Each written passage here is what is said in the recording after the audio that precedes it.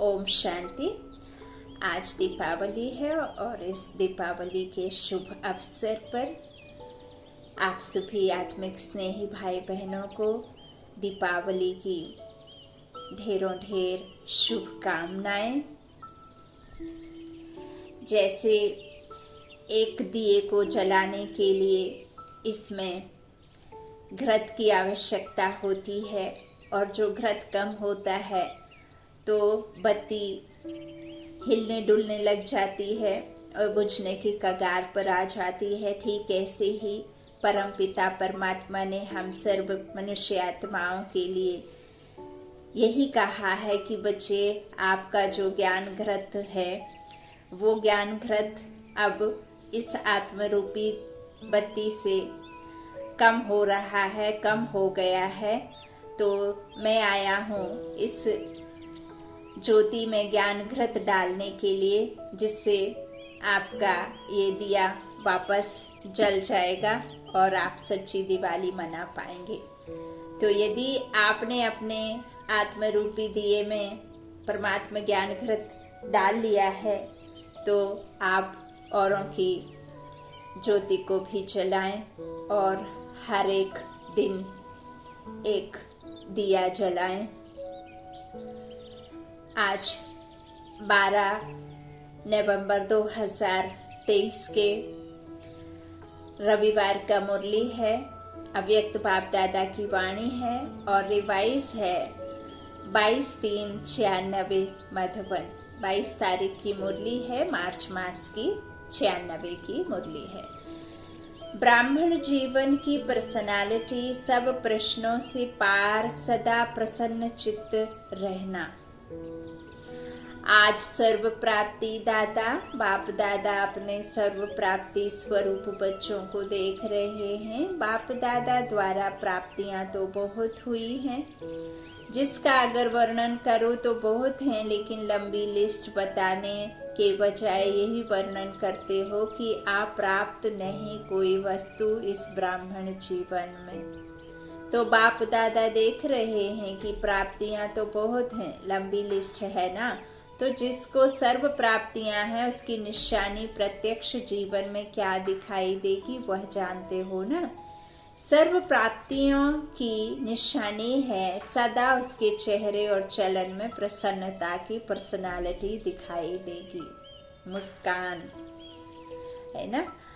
अंदर से अति इंद्रिय सुख जो आपको परमात्मा से मिला है, उस अति इंद्रिय सुख के झूले में झूलना, डांस करना, पैरों का डांस नहीं, खुशी का डांस, परमात्मा के मिलने का डांस, और जो परमात्मा से वर्षा मिला है उसकी डांस, शक्तियाँ मिली है उसकी डांस। परमात्मा ने हमें ना जाने क्या क्या दिया है।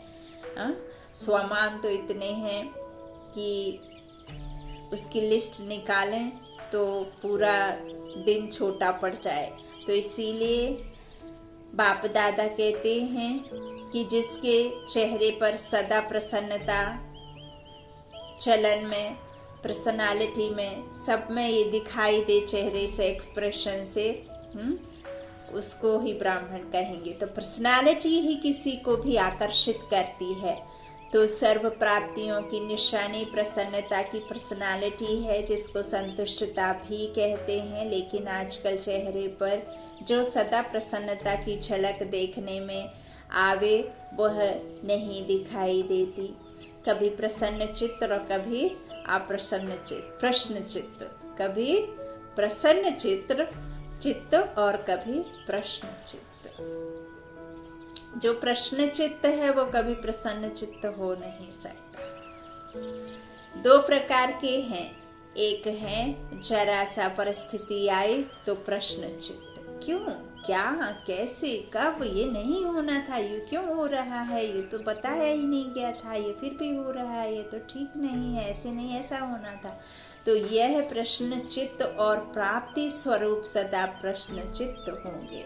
उसको कभी भी किसी भी बात में क्वेश्चन, प्रश्न नहीं होगा, क्योंकि सर्व प्राप्तियों से संपन्न है। तो यह क्यों, क्या जो है वह हलचल है। जो संपन्न होता है उसमें हलचल नहीं होती है, जो खाली होता है उसमें हलचल होती है ना। ग्लास थोड़ा कम भरा रहेगा, बकेट आप पानी कहीं दूर ले जाते हैं, थोड़ी भरी रहेगी तो हिलडुल के छलकेगा पानी, है ना। लेकिन अगर फुल रहेगा तो नहीं छलकेगा। तो ऐसे प्रसन्न चित्त और प्रश्न चित्त वाले क्या होंगे? उनको कभी भी किसी भी बात में संपन्नता महसूस नहीं होगी, है ना। तो यह क्यों, क्या जो है वह हलचल है। जो संपन्न होता है उसमें हलचल नहीं होती है, जो खाली होता है उसमें हलचल होती है। ये भी भर लेते, ये रख लेते, वो रख लेते, ये कर लेते, वो कर लेते, ऐसा कर लेते, वैसा, ये सब खाली कहते ना, खाली दिमाग शैतान का।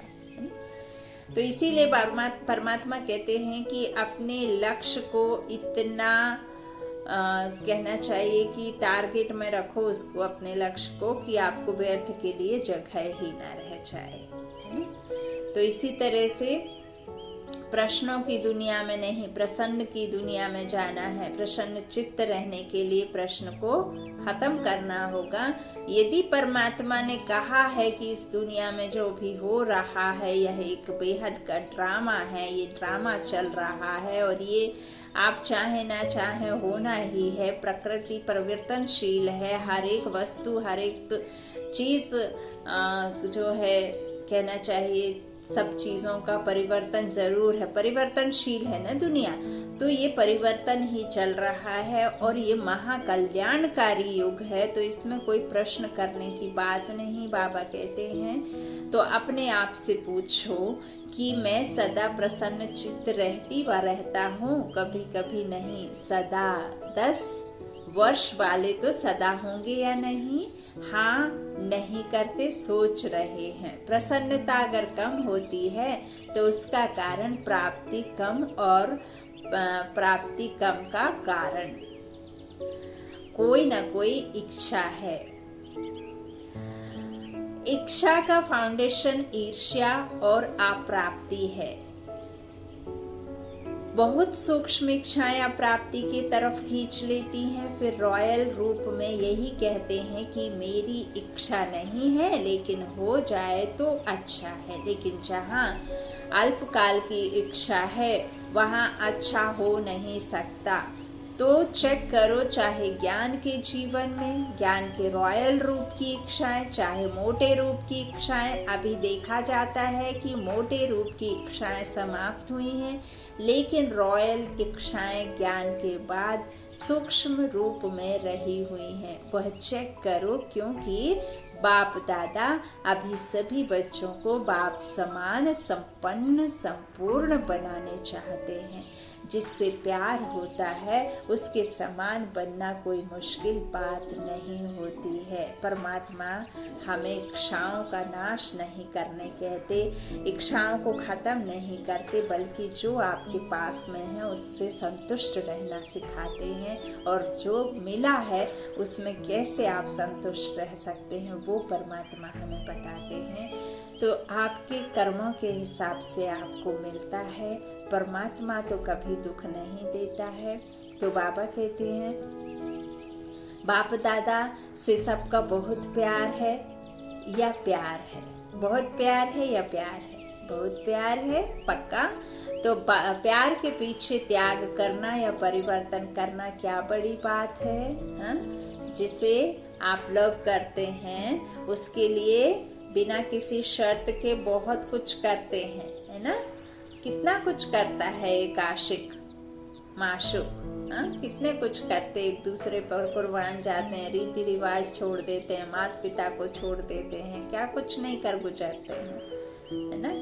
तो यहाँ अपने साजन के लिए क्या करना है? पुराने संस्कारों को छोड़ना है कि नहीं? मन के अंदर जो मैल है किसी के प्रति, खुद के प्रति जो भी मैला किया हुआ है इस मन को, जिन कारणों से, जिन विकारों की वजह से, तो उस विकारों को, उस मैलेपन को छोड़ना है कि नहीं छोड़ना है अपने साजन के लिए, है ना। तो प्यार है ना उससे, तो प्यार के पीछे त्याग करना या परिवर्तन करना क्या बड़ी बात है? नहीं, हाँ? तो पूरा त्याग किया है। जो बाप कहता है, जो बाप चाहता है वह किया है, सदा किया है। कभी कभी से काम नहीं चलेगा, सदा का राज्य भाग्य प्राप्त करना है। या कभी कभी का दिया माना फिर वापस नहीं लिया जाता। दे दिया, हो गया। दान देने के बाद में कोई वापस लेता है? नहीं लेता ना। सदा का चाहिए ना, तो सदा प्रसन्नता और कोई भी भाव चेहरे व चलन में दिखाई नहीं दे। कभी कभी कहते हैं ना, आज बहन जी या भाई जी का मूड और है, आप भी कहते हो आज मेरा मूड और है, तो इसको क्या कहेंगे? सदा प्रसन्नता हुई। कई बच्चे प्रशंसा के आधार पर अप्रसन्नता अनुभव करते हैं, लेकिन वह प्रसन्नता अल्पकाल की है। आज है, कुछ समय के बाद समाप्त हो जाएगी। तो यह भी चेक करो कि मेरी प्रसन्नता प्रशंसा के आधार पर तो नहीं है। प्रशंसा आपके लौकिक नाम की हो रही है, परमात्मा तो आपके गुणों की प्रशंसा चाहता है ना। तो जैसे आजकल मकान बनाते हैं ना, तो सीमेंट के साथ रेत की मात्रा ज्यादा डाल देते हैं, मिक्स करते हैं। तो यह भी ऐसा ही है जो फाउंडेशन मिक्स है, यथार्थ नहीं है। तो जरा सा परिस्थिति का तूफान आता है, वह किसी भी प्रकार की हलचल होती है तो प्रसन्नता को समाप्त कर देती है। तो ऐसा फाउंडेशन तो नहीं है। किसी ने नहीं पूछा, गुस्सा हो गए, पढ़ाई छोड़ दी, पिता को ही छोड़ दिया। अच्छा, तो बाप दादा ने पहले भी सुनाया है, अब फिर से अंडरलाइन कर रहे हैं कि रॉयल रूप की इच्छा का स्वरूप नाम, मान और शान है। आधार सर्विस का लेते हैं, सर्विस में नाम हो, लेकिन जो काम के पीछे सेवा करते हैं उनका नाम अल्पकाल के लिए हो जाता है कि बहुत अच्छा सर्विसेबल है, बहुत अच्छा आकर्षण करने वाले हैं। लेकिन नाम के आधार पर सेवा करने वाले का उच्च पद में नाम पीछे हो जाता है, क्योंकि कच्चा फल खा लिया, पका ही नहीं। तो पक्का फल कहाँ खाएंगे? कच्चा खा लिया। अभी अभी सेवा की, अभी अभी नाम पाया, तो यह कच्चा फल है। या इच्छा रखी कि सेवा तो मैंने बहुत की, सबसे ज्यादा सेवा के निमित्त मैं हूँ, मैंने ही सब कुछ किया और ग्रेड तो उसको मिल गया, बढ़ाई तो उसकी हो गई, है ना। तो इसमें भी फिर आपकी क्या होती? इच्छा ही हुई ना।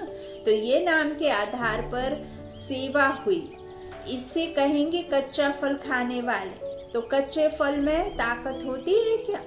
बस सेवा की, तो सेवा के रिजल्ट में मेरे को मान मिलना चाहिए। यह मान नहीं है, लेकिन अभिमान है, देह अभिमान है। देही अभिमानी होने से कभी भी किसी के प्रति आपके मन में घृणा आ ही नहीं सकती। आपको ये कभी लगेगा ही नहीं। आपकी बढ़ाई हुई, आपका मान हुआ, या आपके आत्मिक स्नेही भाई के अपमान हुआ, तो आपको दोहरी खुशी होनी चाहिए, क्योंकि वो आपका ही भाई है। एक पिता की संतान हम आत्माएं हैं। जब आप साक्षी हो करके देखेंगे तो आपकी बढ़ाई हो या सामने वाले का नाम हो, या उसका हो या आपका काम हो, लेकिन आप दोनों का नाम है, क्योंकि आप परमात्मा की संतान हैं। तो उसका लौकिक में जब आप देह भान में रहते हैं तब आपको बात चुभती है। यहाँ एक बात याद आती है। मान लीजिए कि मैं अपना ही आपको एग्जाम्पल के द्वारा सहज में समझाऊं, तो चूंकि हमारा जो लौकिक में शादी हुआ वो तेलुगु से है और मैं जो हूँ हिंदी में हूँ। तो हिंदी मेरा मातृभाषा है और मेरे लौकिक पति का तेलुगु है। अब मुझे तो एक सिंगल वर्ड भी समझ में भी नहीं आता है और मुझे बोलना भी नहीं आता है, लेकिन मैं उससे कोई उस बात को लेकर के कभी परेशान नहीं होती हूँ।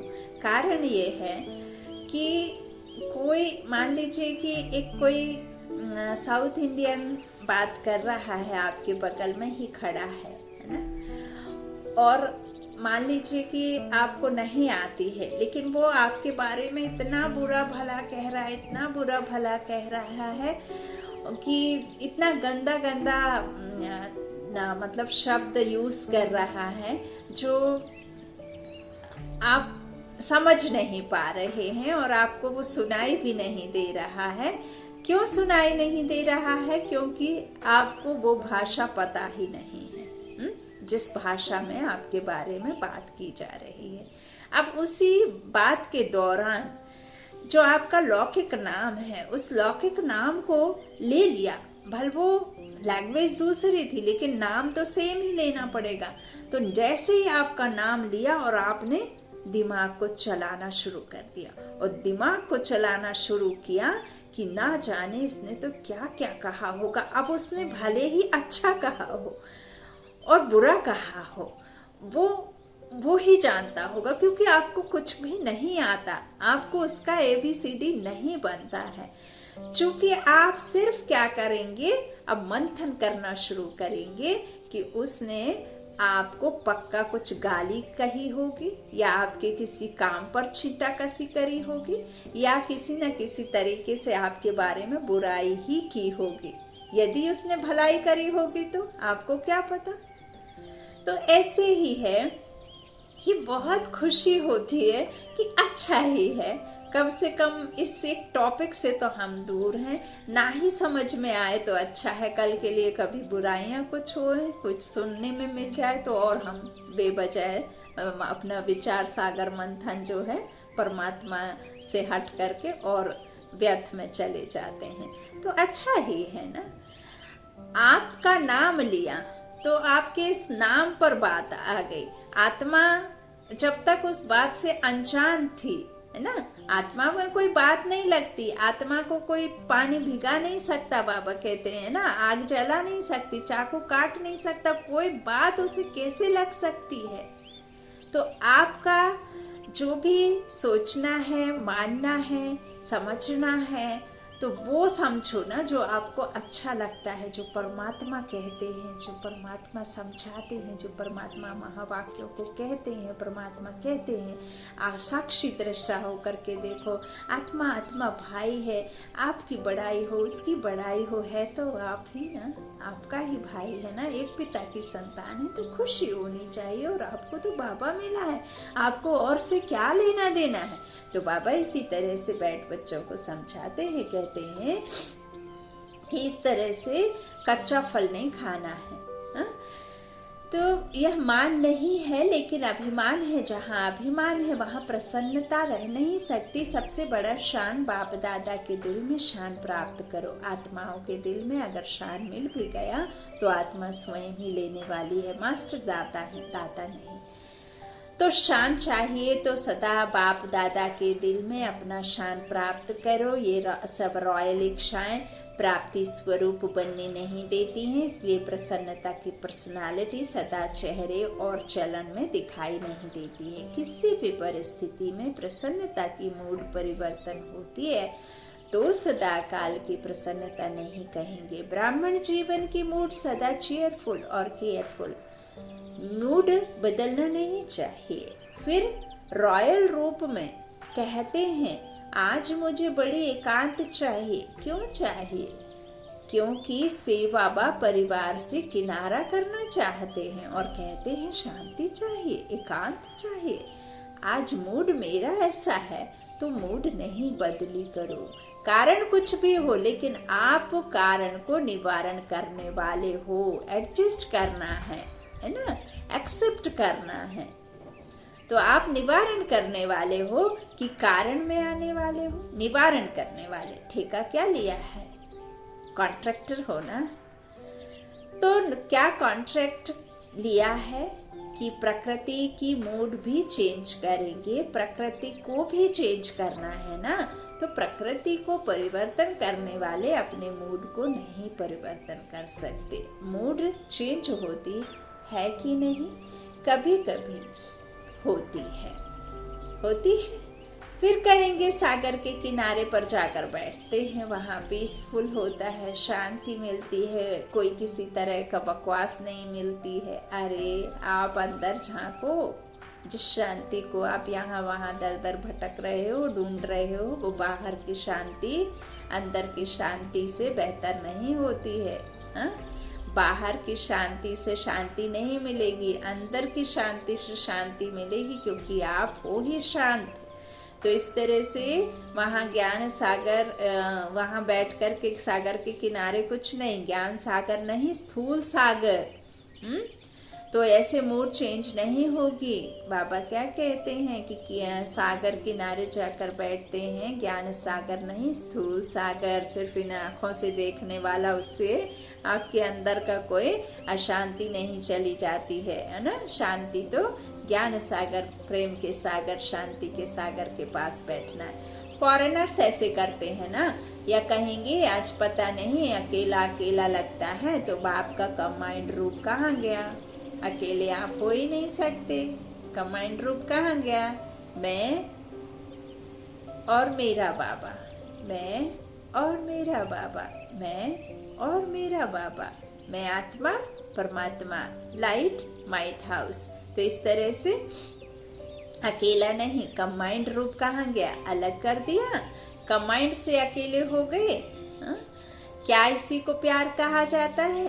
तो किसी भी प्रकार का मूड एक होता है, मूड ऑफ वह है बड़ी बात, लेकिन मूड परिवर्तन होना यह भी ठीक नहीं। मूड ऑफ वाले तो बहुत भिन्न भिन्न प्रकार के खेल दिखाते हैं। बाप दादा देखते हैं, बड़ों को बहुत खेल दिखाते हैं, या अपने साथियों को बहुत खेल दिखाते हैं। ऐसा खेल नहीं करो, क्योंकि बाप दादा का सभी बच्चों से प्यार है। बाप दादा यह नहीं चाहता कि जो विशेष निमित्त हैं वह बाप समान बन जाए, हा?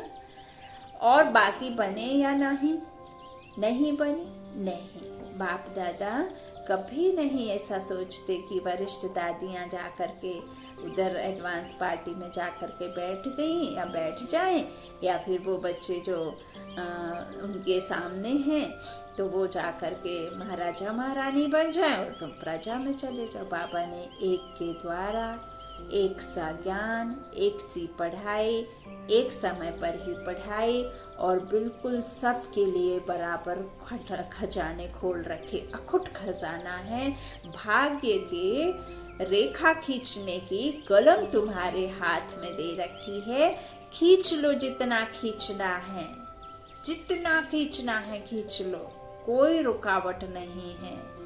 तो ऐसे नहीं कि उनको ज्यादा आपको कम, उनको एक्स्ट्रा पढ़ा रहे हैं आपको कम पढ़ा रहे, उनको कोचिंग दे रहे हैं और आपको सिर्फ क्लास में पढ़ा रहे, ऐसा कुछ भी नहीं है। ये स्थूल में लौकिक में हो सकता है, पारलौकिक पिता के साथ में ऐसा कोई डिफरेंशिएट किसी के साथ में नहीं है।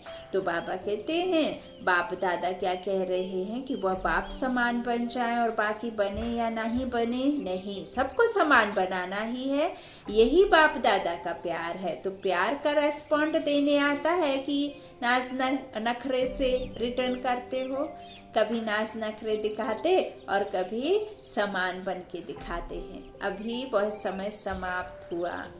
अभी डायमंड जुबली मना रहे हो ना, तो 60 साल के बाद वैसे भी वानप्रस्थ शुरू होता है। तो अभी छोटे बच्चे नहीं हो, अभी वानप्रस्थ अर्थात सब कुछ जानने वाले हो, अनुभवी आत्माएं हो, नॉलेजफुल हो, पावरफुल हो, सक्सेसफुल हो।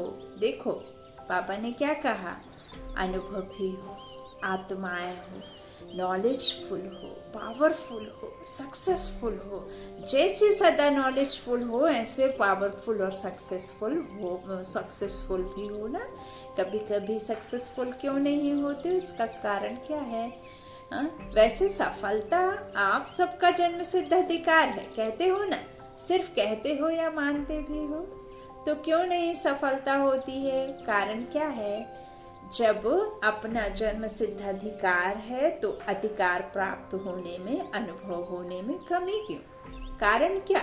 बाप दादा ने देखा है मेजॉरिटी अपने कमजोर संकल्प पहले ही मर्ज करते हैं। पता नहीं होगा या नहीं, इंटरव्यू देने जा रहे हैं, रात भर सोच रहे हैं क्या पता कौन सा खड़ूस मिल जाएगा, क्या पता पैसे ना मांगने लग जाए, क्या पता मैंने तो तैयारी की है वो कुछ सब्जेक्ट से बाहर ना पूछने लग जाए, हमने तो देख लिया है, अब क्या पता भगवान ही मालिक है, देख लेंगे। भगवान को मालिक भी कह रहे हैं और अपने मन में संकल्प भी उल्टे सीधे ला रहे हैं। अरे आपको जाना है, रात में आपको सेवा के लिए सुबह में प्लान करना है, जाना है, किसी प्लेस में जाना है, इंटरव्यू देने जाना है, नौकरी के लिए जाना है, कोई भी A to Z किसी भी तरह का काम हो, आपको करने से पहले रात में उस सामने वाली आत्मा को इमर्स करना है और ऐसे देखना है कि ये कार्य हुआ पड़ा है, जो जो मैंने तैयारी की है बिल्कुल वही वही होना है, हूबहू जैसा मैं सोच रही हूँ वो तस्वीर आपको इमर्स करके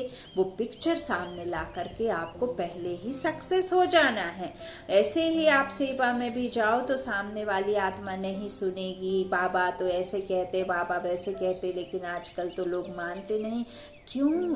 परमात्मा का ज्ञान इतना प्योर है, टेंशन से फ्री परमात्मा करना चाहते हैं, दुनिया को सुख की दुनिया में बदली करना चाहते हैं, इस दुखी दुनिया से सारे मनुष्य आत्माओं को लेकर के जाने वाले हैं। कितना सच्चा, कितना अच्छा प्यार है बाबा का, तो कितनी प्यूरिटी बाबा कहते हैं कि सब में भरनी। जब आप प्योर होंगे तब तो सामने वाला प्योर होगा। तो बाबा क्या कहते हैं कि इस तरह से जो अपने मन के कमजोर संकल्प हैं वो इमर्ज करते हैं, पता नहीं में चलते रहते हैं, तो यह अपना ही कमजोर संकल्प प्रसन्न चित्त से प्रश्न चित्त कर देते हैं ना। तो प्रसन्न चित्त नहीं लेकिन प्रश्न चित्त बनाता है। होगा नहीं होगा, क्या होगा पता नहीं, यह संकल्प दीवार बन जाती है और सफलता उस दीवार के अंदर छिप जाती है। निश्चय बुद्धि विजयी, यह आपका स्लोगन है ना। जब यह स्लोगन अभी का है, भविष्य का नहीं है, वर्तमान का है, वहां तो विजयी होके ही जाएंगे, विजयी ही प्राप्त होगी। लेकिन यहाँ यदि नहीं हुए तो वहां जा नहीं पाएंगे। तो वो तो बाबा कहते हैं जो विजयी निश्चय बुद्धि विजयी भाव है वो अभी का वरदान है, आपका स्लोगन है ना। तो बाबा कहते हैं वो भविष्य का नहीं, वर्तमान का है। तो सदा प्रसन्न चित्त रहना चाहिए, प्रश्न चित्त। तो माया अपने ही कमजोर संकल्प की जाल बिछा लेती है और अपने ही जाल में फंस जाते हो। विजयी है ही, इससे इस कमजोर जाल को समाप्त करो। फंसो नहीं लेकिन समाप्त करो। समाप्त करने की शक्ति है, धीरे धीरे नहीं करो, फट से सेकंड में इस जाल को बढ़ने नहीं दो।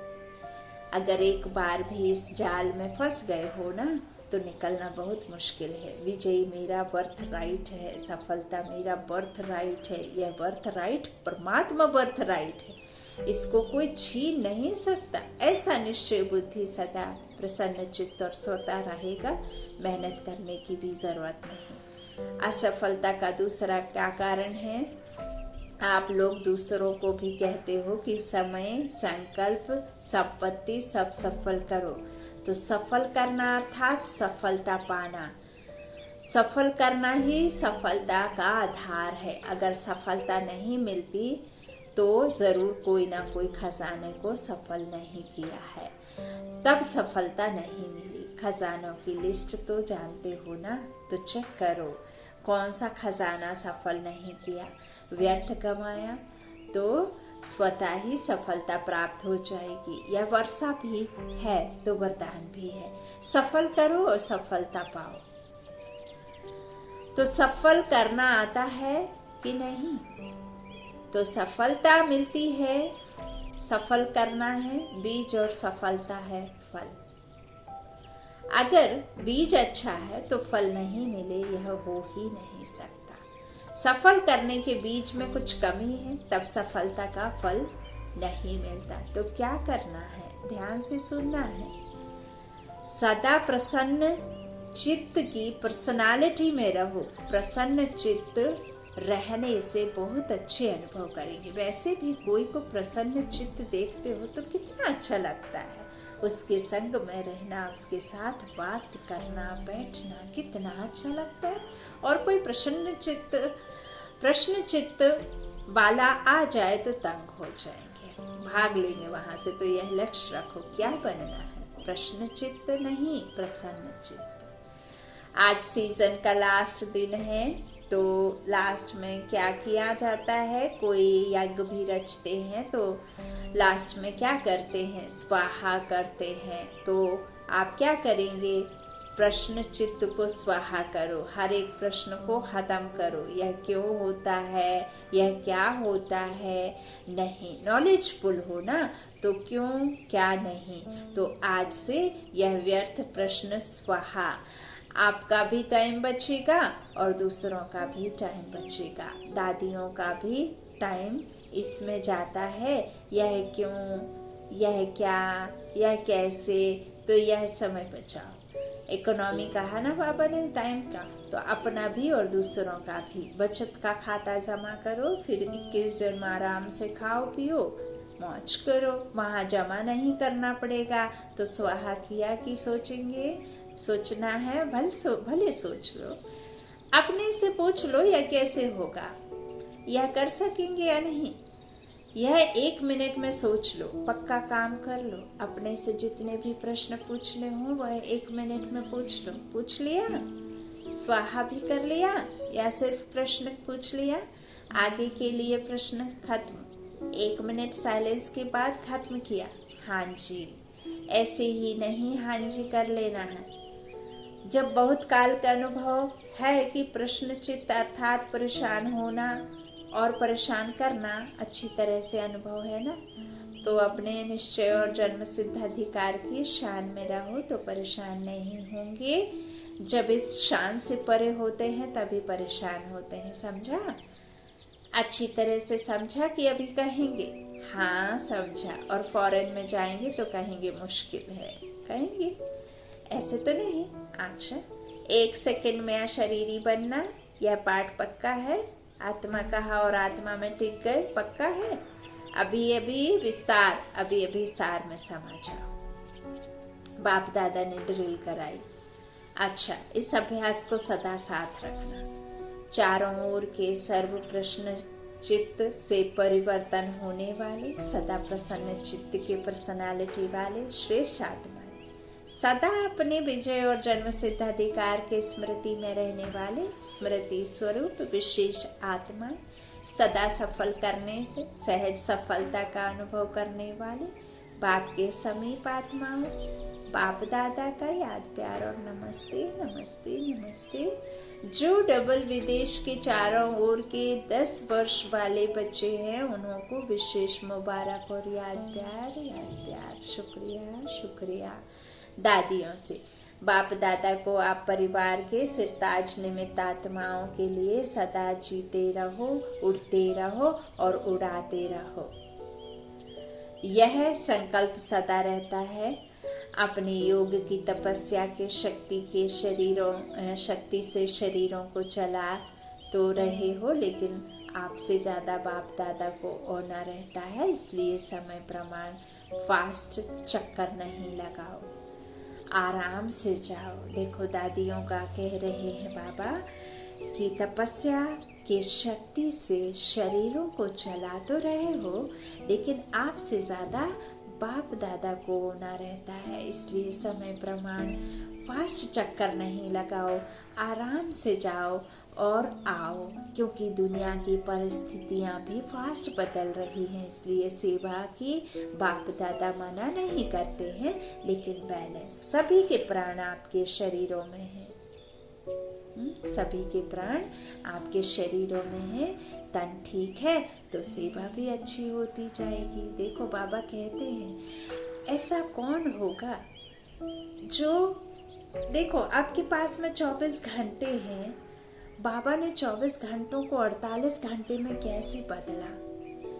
बाबा ने हमें कर्म योगी कहा, कर्म में रहते आप याद में बाबा की रहेंगे तो आपके हो गए ना 48 घंटे, हो गए ना। मन तो आपका साथ में, काम के साथ साथ में यहाँ वहाँ जाता है, उस मन को यदि आप परमात्मा से लगाएंगे तो आपके डबल हो गए ना घंटे, है ना।